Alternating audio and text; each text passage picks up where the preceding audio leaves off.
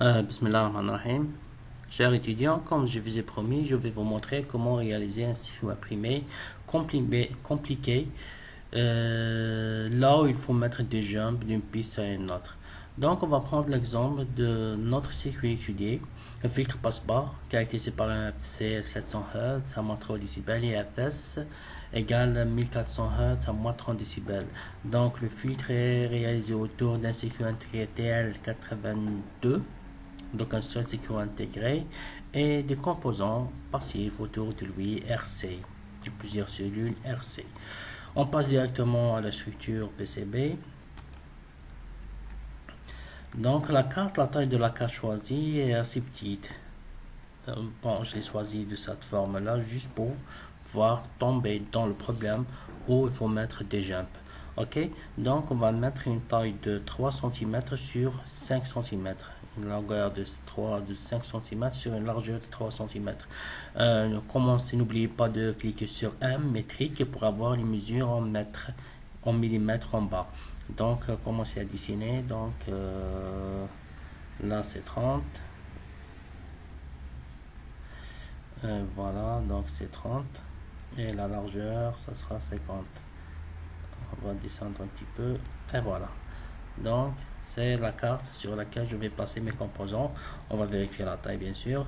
Donc là jusque là c'est 50 mm et de là jusque là c'est 30 mm. Parfait. Maintenant on passe à l'emplacement des composants. On commence par les connecteurs. On place le premier, l'input de cette partie là. On fait faire une petite rotation. Le output, ça sera dans ce côté là. On va faire une petite rotation aussi.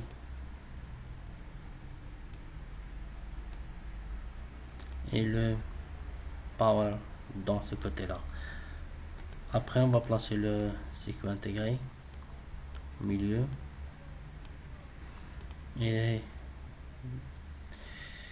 on va enchaîner avec les capacités. Donc selon l'emplacement idéal, on va respecter l'emplacement idéal.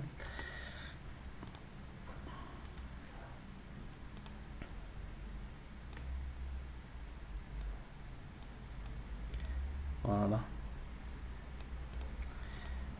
Après on va mettre capacité ici avec une autre.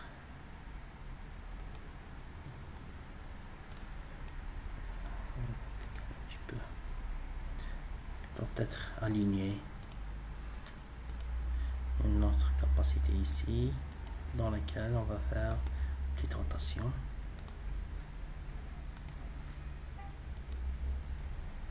Voilà. Et on va placer les résistances d'un côté et d'un autre de notre circuit intégré. Des résistances, je vais passer celle-là à Diana.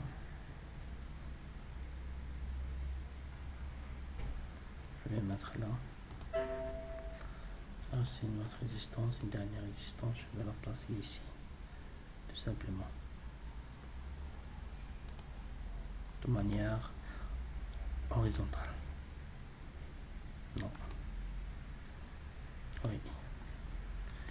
Je vais descendre un petit peu sur les résistances.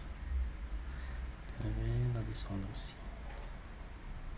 Comme ça, je vais terminer avec mon circuit intégré. Une vision générale. Donc vous voyez, capacité, les résistances et les circuits intégrés. On passe maintenant au routage. Tout d'abord, on commence par le paramétrage de la taille des pistes, ainsi que le mode de routage qu'on va utiliser. Nous avons dit, on va choisir un circuit imprimé à simple face. Donc il faut désactiver la première paire qui est désignée par défaut top cooper. Donc il faut la mettre non dans les deux classes, quoi ce soit power non et signal non. Dans la taille de la piste, choisissez T40, quoi ce soit pour signal ou power. Donc le changement se fait pour les deux classes. Ok, C'est le seul changement à faire concernant les pistes. Et après, cliquez sur autorité pour lancer le routage. Le logiciel commence automatiquement à faire les probabilités possibles pour créer toutes les liaisons entre les composants. L'opération va prendre un peu de temps. On va patienter. Voilà.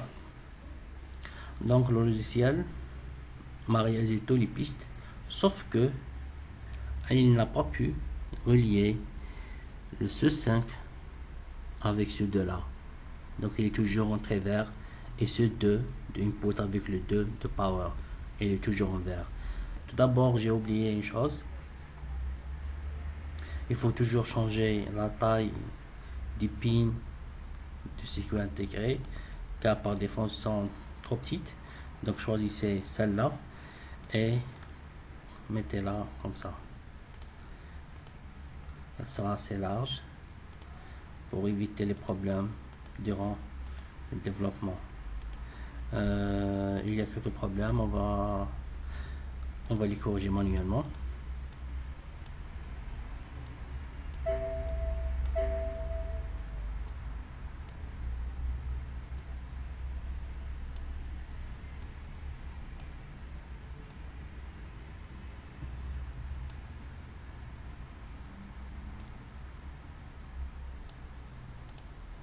Voilà.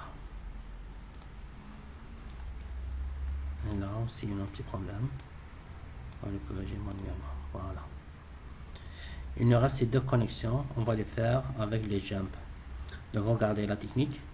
Cliquez sur Track Mode et choisissez la taille T30 de la piste qu'on a choisie en bleu. Donc, aussi, via mode, choisissez la taille V70. C'est la taille des trous qu'on va les réaliser. Cliquez ici. On va relier ça avec ça. Désolé pour les erreurs. Donc, ça sera un saut qui va se faire ici. De là jusque là.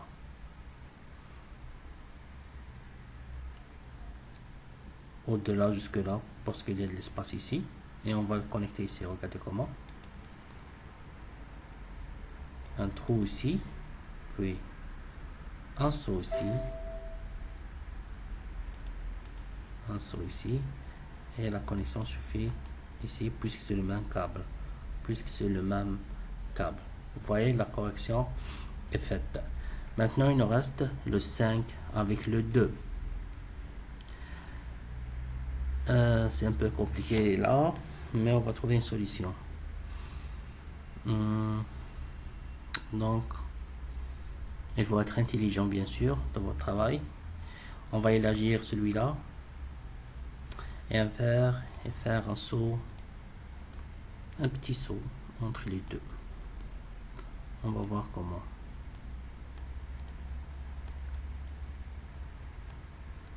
Voilà. Cliquez ici, 40.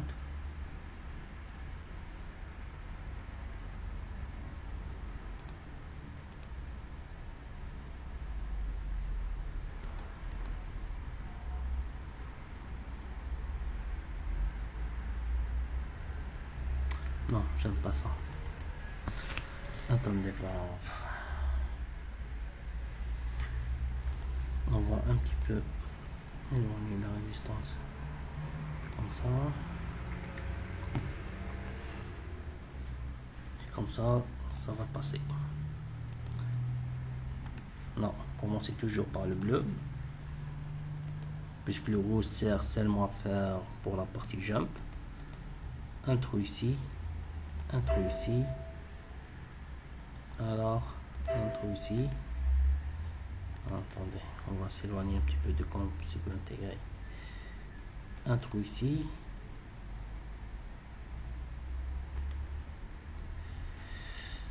Il faut qu'il y ait l'espace pour le trou, donc je vais éloigner celle-là comme ça. Normalement maintenant, elle doit marcher. Un trou ici, puis un trou ici, et créer la connexion. Et c'est fini. Donc vous voyez notre circuit imprimé, simple face, mais avec des jumps qui seront faits sur la partie composant, comme vous le voyez ici. Donc c'est le premier jump et celui-là c'est le deuxième jump. Ok, c'est là on va le faire par des fils métalliques pour seulement créer les connexions possibles. Maintenant je vais vous montrer comment développer ou tirer ce circuit imprimé pour le développement. Donc il faut aller à Output, puis choisissez Print Layout. Ok, là vous trouvez directement votre circuit sur une page avec des cases à cocher. Donc en premier temps, choisissez décocher Top Cooper, les pistes qui sont partie composant. Laissez Bottom Cooper, les pistes qui sont réalisées en bas, et désactiver Top Silk, Top Silk qui sont les composants. Donc il reste ici que les pistes. Ok, et laissez cocher Board Each qui est la carte, notre carte. La taille, il ne faut pas la changer, il faut toujours la garder 100%. Ne change rien ici. Seulement en printer, je vais utiliser Adobe PDF. Donc celui-là s'installe directement comme un créateur PDF à partir de l'imprimante. Pour l'avoir, il faut installer Adobe PDF Pro. Ok, donc cela nous permet, au lieu d'imprimer, avoir un fichier PDF.